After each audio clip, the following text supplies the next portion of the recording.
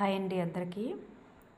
ఈరోజు మనం నేర్చుకోబోతున్న పాఠ్యాంశం 6వ తరగతి తిరుగుట పాఠ్యపుస్తకంలోని 10వది త్రిజట స్వప్నం. ఈ పాఠ్యాంశంలో ఇక్కడ ఏమి ఇవ్వబడిందంటే ఫస్ట్గా వినడం, ఆలోచించి మాట్లాడడం అనే అభ్యసన ఫలితం కిందన మనకి ఇక్కడ చెల్లి నాన్నగారు వైజాగ్ నుండి రేపు వచ్చేస్తారు, బాధపడకు అని అన్న చెల్లితో అంటున్నాడు. ఎందుకు అంటున్నాడంటే తను ఎందుకు బాధపడుతున్నట్లుగా అక్కడ అర్థం. వాళ్ళ నాన్నగారు లేరని వాళ్ళ నాన్నగారి కోసం తను బాధపడుతుంది. ఇక్కడ చూడండి, ఈ చిత్రంలో ఎవరెవరు ఉన్నారు, పాప ఎందుకు బాధపడుతుంది, అన్నయ్య చెల్లికి ఎలాంటి మాటలు చెప్తున్నాడు. ఈ మూడు కూడా మనం ఆన్సర్ చేయగలిగేలాగా ఉన్నాయి. ఎవరెవరు ఉన్నారు? చెల్లి, అన్న. పాప ఎందుకు బాధపడుతుంది? వాళ్ళ నాన్నగారు లేకపోవడం వల్ల బాధపడుతుంది. అన్నయ్య చెల్లికి ఎలాంటి మాటలు చెప్తున్నాడు? నాన్నగారు వైజాగ్ వెళ్ళారు, వచ్చేస్తారు అన్నట్లు తనకి నచ్చజెప్పి బుజ్జగిస్తున్నారన్నమాట. తను బాధపడుతూ ఉన్నందుకు వాళ్ళని ఎలాంటి మంచి మాటలు చెప్తున్నాడు? బాధపడుతున్నందుకు ఇంకొంచెం మంచి మాటలు చెప్తున్నాడు అనమాట. ఇంకొంచెం బాధ పెట్టేలా కాకుండా తన్ను బుజ్జగించేలా మాట్లాడుతున్నారు. అయితే ఈ పాఠ్యాంశం యొక్క ఇతివృత్తం ఏమిటి? ఈ పాఠ్యాంశం యొక్క ఇతివృత్తం ఏమిటి చూసుకుంటే సహానుభూతి. ఈ పాఠ్యాంశం ఏ ప్రక్రియకు చెందినది అంటే పద్యం. ఈ పాఠ్యాంశం యొక్క రచయిత్రి ఎవరు? ఆతుకూరి మొల్ల. ఈ పాఠ్యాంశం యొక్క ఉద్దేశ్యం ఏమిటి? ఈ పాఠ్యాంశం యొక్క ఉద్దేశ్యం ఏమిటి అంటే కష్టాల్లో ఉన్న వీళ్ళను మంచి మాటలతో ఓదార్చాలే తప్ప నిష్ఠూరమైన మాటలతో బాధించకూడదని, రాక్షస స్త్రీలలో కూడా త్రిజట లాంటి మంచి వాళ్ళు ఉంటారని తెలియజేయడమే ఈ పాఠం యొక్క ఉద్దేశ్యం. కష్టాల్లో ఉన్న వాళ్ళని మంచి మాటలతో ఓదార్చాలి తప్ప నిష్ఠూరమైన మాటలతో బాధించకూడదు అని. నెక్స్ట్, త్రిజట అనేది కూడా ఒక రాక్షసు అన్నమాట. రాక్షసుల్లో కూడా త్రిజట లాంటి మంచి వాళ్ళు ఉంటారని తెలియజేయడమే ఈ పాఠం యొక్క ఉద్దేశ్యం. నెక్స్ట్ మనం రచయిత గారి గురించి చూసుకుందాం. ఆతుకూరి మొల్ల అని చెప్పుకున్నాం కదండి రచయిత. నెక్స్ట్ మీకు ఈ పాఠ్యాంశం అనేది మీకు నేను ఇస్తున్నానండి. మీకు ఏమైనా ఈ పాఠ్యాంశం అనేది నేర్చుకోవాలి అంటే ఈ పాఠ్యాంశంలో ఎవరెవరు ఉన్నారు, ఎటువంటి వర్డ్స్ అనేవి వాడడం జరిగింది అని చెప్పేసి మనకు అవసరం. కానీ నేను ఇవన్నీ ఇప్పుడు వివరించలేకపోతున్నాను ఈ వీడియోలో. మీకు ఇంపార్టెంట్ అయిన క్వశ్చన్ ఆన్సర్లు మాత్రమే నేను చెప్పగలను. ఇదంతా కూడా ఇప్పుడు నేను చదివి వినిపించలేను. కానీ అవసరమైన వాళ్ళు ఎవరైనా చదవాలని ఇంట్రెస్ట్ ఉన్న వాళ్ళు చదువుకుంటారు, నేర్చుకుంటారనే ఉద్దేశంతో నేను ఇక్కడ ఇది ఏర్పాటు చేయడం అయింది. ఒకసారి చూడండి. అలాగా మీరు కావాలి అనుకున్న వాళ్ళు వీడియో అనేది అక్కడికి ఆఫ్ చేసి ఈ గేయము, నెక్స్ట్ ఈ భావము అనేది నీట్గా చదువుకోండి. ఒకసారి గేయము కూడా నెక్స్ట్ భావం కూడా నీట్గా స్లోగా చదువుకోండి. నేను బిట్స్ అనేవి ఎలా వస్తాయి ఏంటని చెప్పేసి నేను బిట్స్ మాత్రమే ఇవ్వడం జరుగుతుందండి. నెక్స్ట్ మనం చూసుకున్నట్లయితే ఆతుకూరి మొల్ల రచయిత గారి గురించి చూద్దాం. ఆవిడ జననం కడప జిల్లాలోని గోపవరం, కాలం 16వ శతాబ్దం. ఆమె రామభక్త కవయిత్రి. మొల్ల రామాయణం రాసింది. చక్కని పదాలతో సరళంగా రాశారు. ఈవిడ మొల్ల రామాయణాన్ని ఎలా రాశారంటే చక్కని పదాలతో సరళంగా రాసింది. నెక్స్ట్ మొల్ల రామాయణంలో 871 గద్య పద్యాలు ఉన్నాయన్నమాట. ఎన్ని అంటే 871 గద్య మరియు పద్యాలు ఉన్నాయి. స్త్రీ విద్యకు దూరంగా ఉన్న రోజుల్లో ఈమె మొల్ల రామాయణాన్ని రాశారు. స్త్రీ విద్యకు దూరంగా ఉన్న రోజుల్లో ఆమె మొల్ల రామాయణాన్ని రాశారు. తెలుగు సాహితీవనంలో పద్యాలనే మల్లెల పరిమళాలను వెదజల్లి చిరకీర్తిని మూటగట్టుకున్న కవయిత్రి ఈవిడ. చూడండి, తెలుగు సాహితీవనంలో పద్యాలనే మల్లెల పరిమళాలను వెదజల్లి చిరకీర్తిని మూటగట్టుకున్న కవయిత్రి ఈవిడ. నెక్స్ట్, ఈ పద్యము మొల్ల రాసినటువంటి రామాయణంలోని అంటే మొల్ల రామాయణంలోని సుందరకాండలోనిది. ఏ కాండలోనిది అంటే సుందరకాండలోనిది. పాఠ్యాంశం పేరేంటి? త్రిజట స్వప్నం. ఓకేనండి. ఈ పాఠ్యాంశంలో మనకి కొన్ని ముఖ్యమైన అర్థాలు అనేవి ఇవ్వడం జరిగింది. ఆ అర్థాలను ఒకసారి మనం చూసుకుందాం. స్త్రీ అనగా ఇంతి అనగా స్త్రీ. అబ్ది సముద్రము. ఈశ్వరుడు ప్రభువు. కుటీరములు కిరీటాలు. శుద్ధాత్ముడు పవిత్రమైన ఆత్మ కలవాడు రాముడు. శుద్ధాంతపు రాణి. శుద్ధాత్ముడు అంటే పవిత్రమైన ఆత్మ కలవాడు రాముడు. శుద్ధాంతపు దేవి అంటే పవిత్రమైన స్వభావం కలది సీత అని. నెక్స్ట్ శుద్ధాంతము అంటే అంతఃపురము లేదా రాణివాసము. చూడండి, రెండు అర్థాలు ఉన్నాయి. నెక్స్ట్ ఇక్కడ వ్యుత్పత్తి అర్థాలు ఉన్నాయి. స్వప్నము అంటే కళ. మరికొన్ని చూసుకుందాం. మది అంటే మనస్సు. ఇవి మీకు పాఠంలో ఉన్నవండి, మీకు పాఠ్యాంశం వెనకాలైతే లేవు. నేను ఇక్కడ స్వంతంగా తయారు చేశాను వీటిని. మది అంటే మనస్సు. ధనుజకాంతులు అంటే రాక్షస స్త్రీలు, ఎందుకంటే ధనుజులు అంటే రాక్షసులు. సుతుడు అంటే కొడుకు. పవనసుతుడు అంటే హనుమంతుడు. పవనము లేదా వాయుదేవుని యొక్క కుమారుడు. సుతుడు అంటే కుమారుడు.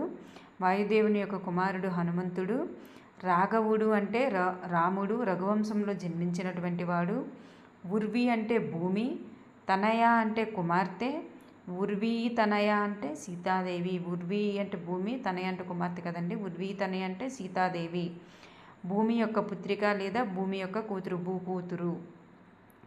నెక్స్ట్, ఈ పాఠ్యాంశంలో త్రిజట ఎవరు? లంకాపట్టణంలో ఒక రాక్షస స్త్రీ అయినప్పటికీ కూడా ఆమె ఒక మంచి స్త్రీ అన్నమాట. నెక్స్ట్, త్రిజట మిగిలిన రాక్షసులతో ఏమని సంబోధించి మాట్లాడింది?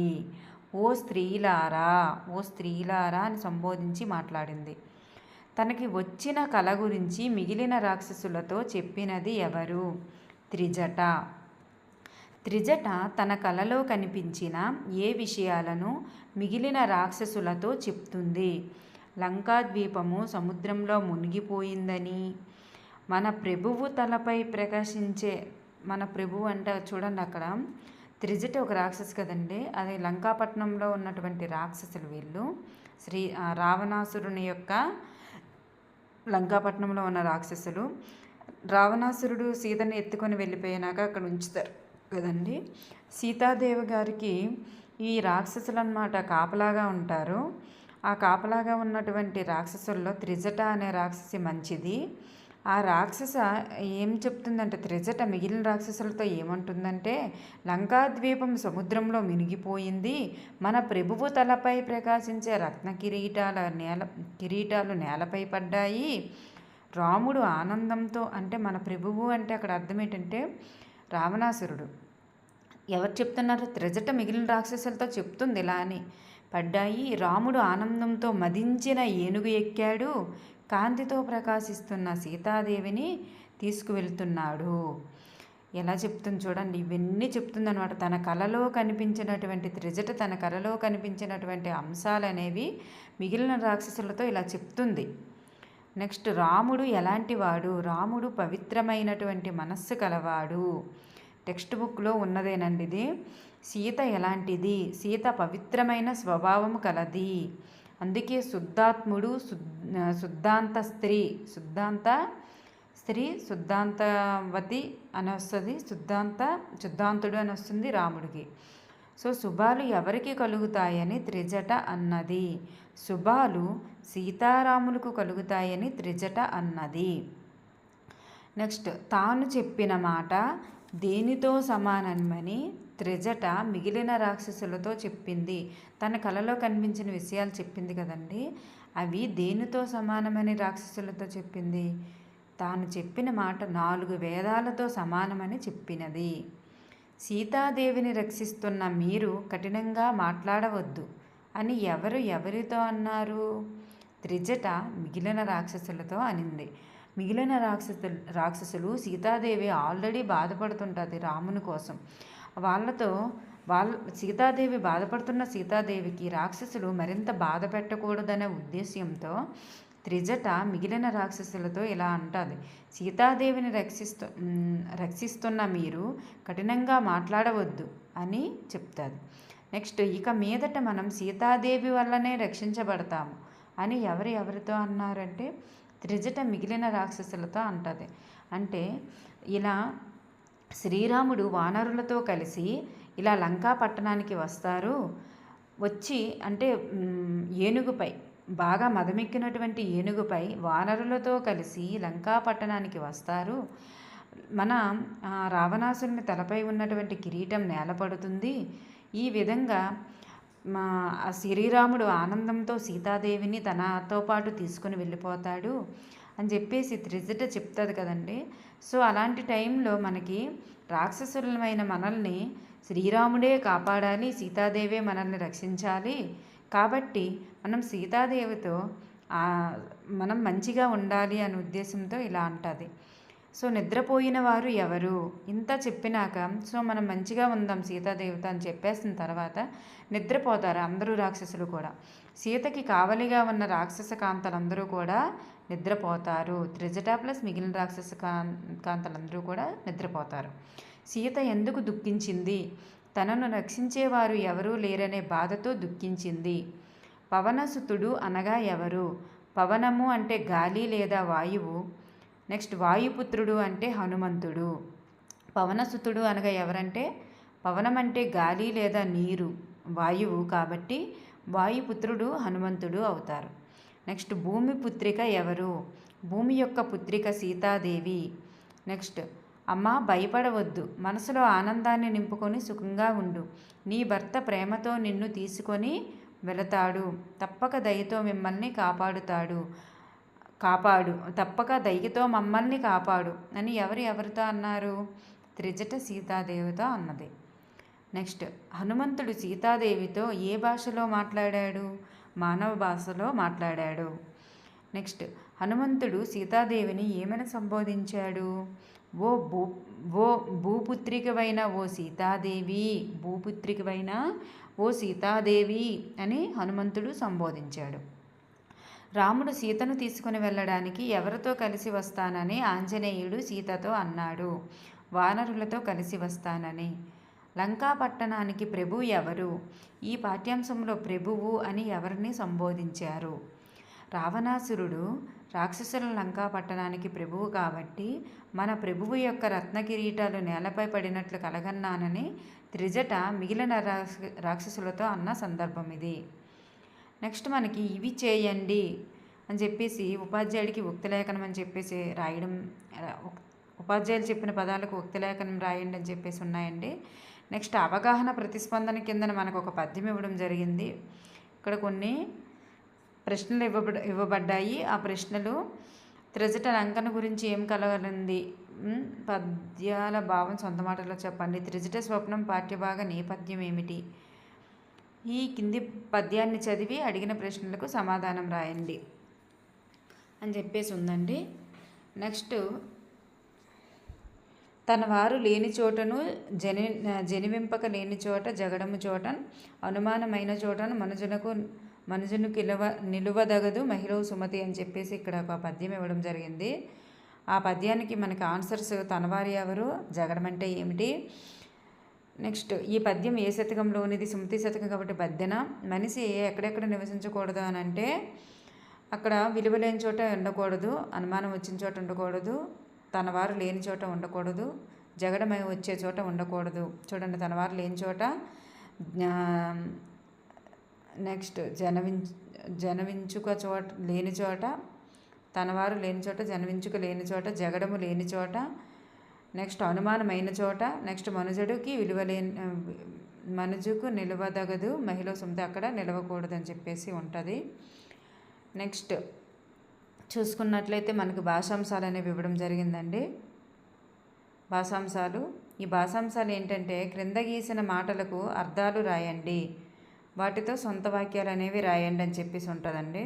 చెట్టు కింద ఉన్న ఇంతి సీతాదేవి అని ఉంది. ఇక్కడ ఇంతి అంటే స్త్రీ అనే పదాన్ని ఉపయోగించి మనం ఒక వాక్యం రాయమంటే మనం స్త్రీలను గౌరవించాలి అని. నెక్స్ట్ రావణుని తలపై డ్యాష్ కలదు, కుటీరం నేలపై పడింది. రావణ తలపై ఉన్న కుటీరం నేలపై పడింది. కుటీరం అంటే అర్థం కిరీటం అండి. ప్రజాస్వామ్యంలో కిరీటాలు లేవు. నెక్స్ట్ ఈ ఉరివిపై మనమంతా నివసిస్తున్నాము. ఉర్వి అంటే భూమి, భూమిని ఉపయోగించి కొన్ని వాక్యాలు రాయగలం. నెక్స్ట్ సీతాదేవి భర్త రాఘవుడు, రాఘవుడు అంటే శ్రీరాముడు, శ్రీరాముడిని ఉపయోగించి మనం కొన్ని పదాలు రాయగలం. నెక్స్ట్ రాముడు లెస్సగా ఉన్నాడు, లెస్స అంటే బాగు, బాగును ఉపయోగించి మనం కొన్ని వాక్యాలు రాయగలం.